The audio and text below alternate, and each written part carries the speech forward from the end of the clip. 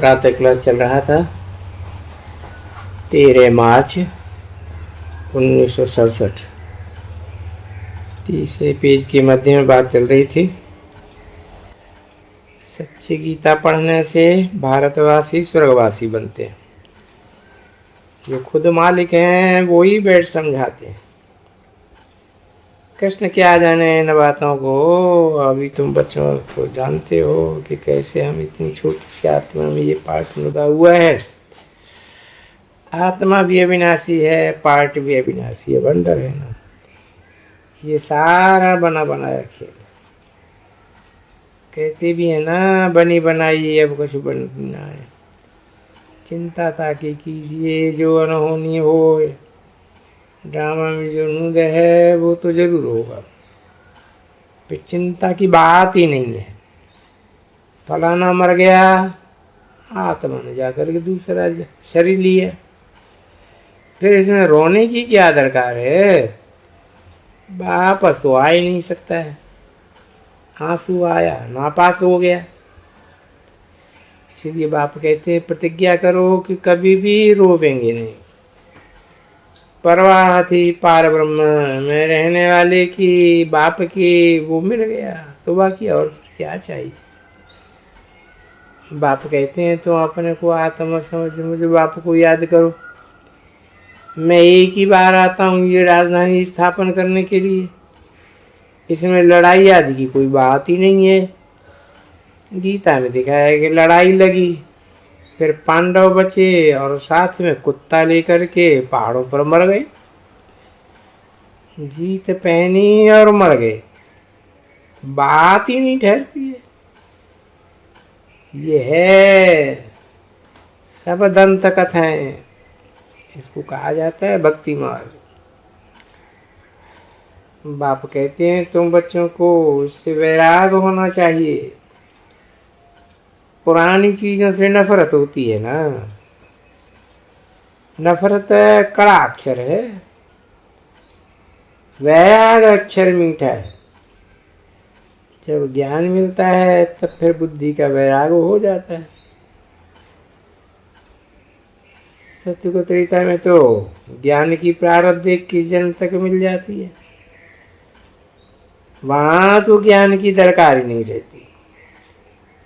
फिर जब तुम वाम मार्ग में जाते हो तो सीढ़ी उतरते हो। अब है अंत। बाप कहते हैं अब इस पुरानी दुनिया से तुम बच्चों को वैराग आना चाहिए। तुम अभी शूद्र से ब्राह्मण बन रहे हो, फिर सुदेवता बने, और मनुष्य इन बातों से क्या जाने। बल विराट स्वरूप का चित्र बनाते हैं, परंतु उसमें ना तो ब्राह्मण चोटी है न शिव है। कह देते हैं देवता, क्षत्रिय, वैश्य, शूद्र, बस। शूद्र से फिर देवता कैसे और कौन बनाते हैं वो कुछ पता नहीं। भक्ति मार्ग में है ही माथा घिसाने का मार्ग। जहां तहां पैसे रखते रहो, माथा टेको। बाप इन सब बातों से छोड़ा देते। ओम शांति।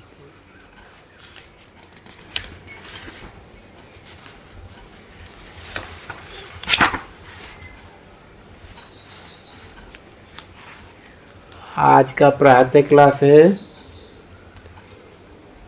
3/4/67। रिकॉर्ड चला है रात के राही थक मत जाना। रूहानी बच्चों को तो अब निश्चय है कि हमको आत्माभिमानी बनना ही है और बाप को याद करना है। माया रूपी रावण जो है वो श्राप देकर दुखी बनाए देते हैं। श्राप अक्षर ही दुख का है, वर्षाक्षर सुख का है। जो बच्चे वफादार फरमान बरदार हैं वो तो अच्छी रीति जानते हैं। जो ना फरमान है वो बच्चा ही नहीं है। बल वो अपन को कुछ भी समझे, परंतु बाप के दिल पर वो चढ़ा हुआ नहीं है। बाप से वर्षा पाए नहीं सकते हैं, जो कि बाप के कहने पर न चलते, माया के कहने पर चल पड़ते हैं। किसको समझा ही नहीं सकते हैं। गोयापन को आप ही श्रापित करते हैं। बच्चे जानते हैं कि माया बड़ी जबरदस्त है। अगर बेहद के बाप की भी नहीं मानते हैं तो गोया रावण की मानते हैं, माया के बस हो जाते हैं। ज्ञान ज्ञान तो है ना, प्रभु की आज्ञा सिर माथे पर। तो जो माथे पर नहीं मानेंगे वो बाकी रहस्य, वो तो कुछ काम का ही नहीं रहा। इसलिए ही पहले पहले बाप कहते हैं कि बाप को याद करो और माया की गोद में जो पड़े हुए हो, फिर उनसे निकलकर प्रभु की गोद में आ जाना। बाप बुद्धिमानों की भी बुद्धिमान है, बाप की नहीं मानेंगे तो बुद्धियों को ताला लग जाएगा, और ताला खोलने वाला एक ही बाप है। श्रीमत पर नहीं चलेंगे, उनका क्या हाल होगा। माया की मत पर कुछ भी पद नहीं पा सकेंगे। बल सुनते हैं परंतु धारणा कर न सके, न करा सकते हैं, तो उनका क्या हाल होगा।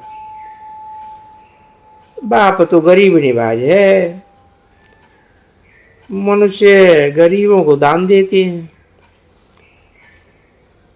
तो बाप भी आकर के कितना गरीबों को बेहद का दान देते हैं।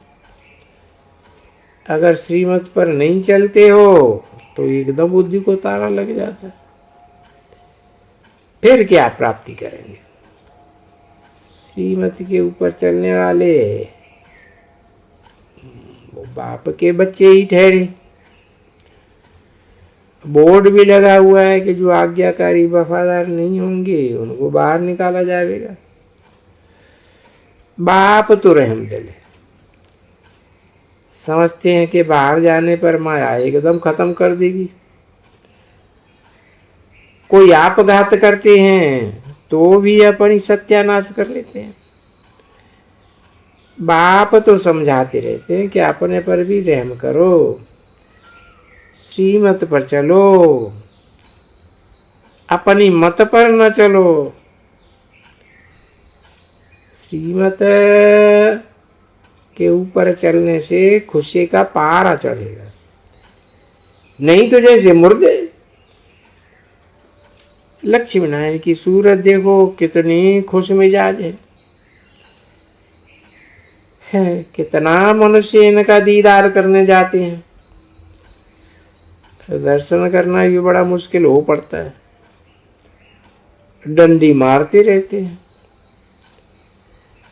तो पुरुषार्थ करके ऐसा ऊंच पद पाना चाहिए ना। बाप अविनाशी ज्ञान रतन देते हैं तो उनका आदर क्यों नहीं करना चाहिए। रतनों से झोली भरनी चाहिए। सुनते तो हैं परंतु झोली नहीं भरते हैं, क्योंकि बाप को याद ही नहीं करते हैं। आसुरी चरण चलते हैं। बाप बार बार समझाते रहते हैं कि अपने पर रहम करो, दैवी गुण धारण करो। वो तो है ही आसुरी संप्रदाय, शैतानी राज्य है। उस शैतानी राज्य को बाप आकर के परिस्तानी बनाते हैं। परिस्तान स्वर्ग को कहा जाता है। मनुष्य कितना धक्का खाते हैं सन्यासियों के पास कि मन को शांति कैसे मिले। वास्तव में ये अक्षरी रंग है, इसका कोई अर्थ ही नहीं है। शांति तो आत्मा को चाहिए ना, और आत्मा खुद शांत स्वरूप है। ऐसे भी नहीं कहते हैं कि आत्मा को शांति कैसे मिले, कहते हैं मन को शांति कैसे मिले। अब मन क्या है, बुद्धि क्या है, आत्मा क्या है, कुछ भी जानते नहीं। जो कुछ कहते हैं अथवा करते हैं वो सब भक्ति मार्ग वाले हैं, रावण राज्य वाले। सीढ़ी नीचे उतरते उतरते तमो प्रधान बन जाते हैं। बल किसों को बहुत धन प्रॉपर्टी आदि है, परंतु है तो फिर भी रावण राज्य में ही ना। वो राम राज्य में तो चल नहीं सकते हैं। राम राज्य में चलना है तो चलन भी अच्छी ही चाहिए, दैवी गुण चाहिए, श्रीमत पर चलना चाहिए। बहुतों को माया थप्पड़ मार करके एकदम अकल चट कर देती है। बाप समझ जाते हैं कि ये आज्ञाकारी फरमान बरदार नहीं बनते हैं, तो जैसे कि पूरे ऐप्स हैं, पढ़ते ही नहीं। शकल मनुष्य की है परंतु सीरत तो जैसे कि बंदरों में शैतानों की सीरत है। तुम्हारी सीरत देवताओं जैसी बना लेंगे अगर श्रीमत पर चलेंगे तो। बाप बार बार समझाते रहते हैं कि बाप को याद करो तो अकल आती रहेगी। चित्रों पर समझाने की भी बहुत अच्छी सर्विस करनी है। बाप सभी सेंटर्स के बच्चों को समझाते रहते हैं। First class, third class, fourth class बच्चे भी तो होते हैं ना। कोई बच्चे राजाई पद पाने का पुरुषार्थ ही नहीं करते हैं। अब नहीं पुरुषार्थ करते हैं तो प्रजा में भी क्या पद पावेंगे। 3-4 1967 की प्रातः क्लास का दूसरा बिल्कुल सर्विस ही नहीं करते हैं। अपने पर ही तरस नहीं आता है कि हम क्या बनेंगे। फिर समझा जाता है कि इनका ड्रामा में पार्टी ऐसा है। ज्ञान की धारणा ही नहीं करते हैं, अपना कल्याण ही नहीं कर सकते हैं तो दूसरों का क्या करेंगे। कल्याण तब कर सकते हैं जबकि खुद पहले योग में रहे। ज्ञान तो बहुत से परंतु अपना कल्याण भी तो करना है ना। योग में ना रहने से कुछ भी कल्याण होता ही नहीं है। योग बगैर पावन कैसे बनेंगे। ज्ञान अलग है, योग चीज अलग है। योग से पावन बनना है, ऊंच पद पाना है। योग में बच्चे बहुत कच्चे, याद करने का अकल ही नहीं आता है। याद वगैरह विक्रम कैसे विनाश होंगे। फिर सजा बहुत खानी पड़ती है, बहुत पछताना पड़ता है। वो लोग कर्माई नहीं कर सकते हैं तो कोई सजा नहीं खानी पड़ती है। इसमें तो पापों का बोझा सिर पर है, इसमें तो बहुत सजा खानी पड़े। बच्चे बनकर फिर अगर बेअदब होते हैं तो बहुत सजा मिल जाती।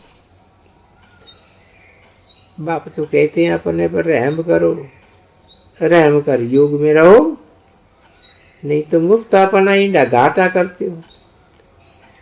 समझो कोई मरने के लिए गिरते हैं परंतु मरते नहीं है तो हॉस्पिटल में पड़ा चिल्लाता रहेगा कि नाहक ही गिरा, नाहक ही अपने को धक्का दिया, मरा भी नहीं, क्या काम करा।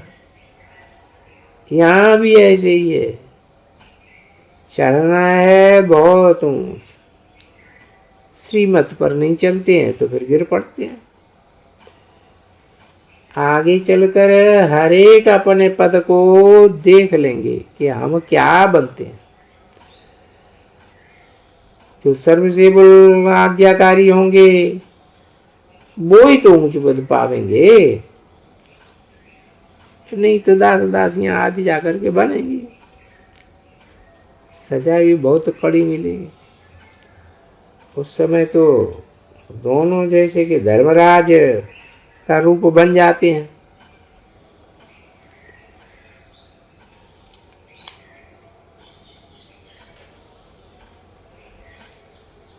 परंतु बच्चे समझते नहीं है, भूले करते ही रहते हैं। जैसे जेल में जाने वाले अंजाम भी करते हैं कि हम फिर भूल नहीं करेंगे, मगर फिर भूल करते रहते हैं, फिर जेल में जाते रहते हैं। यहाँ पर भी ऐसे ही है, सजा तो यहाँ पर खानी ही पड़ेगी ना।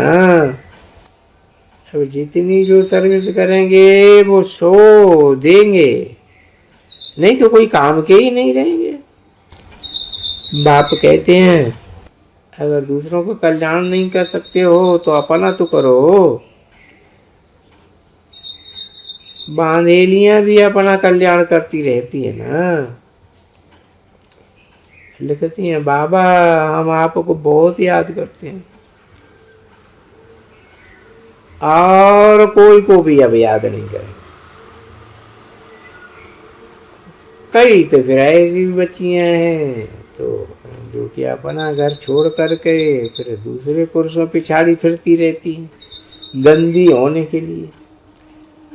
उनका फिर क्या मान होगा। ब्राह्मण बच्चे तो उनको देखेंगे भी नहीं। इसलिए ही बाप कहते हैं कि खबरदार रहो,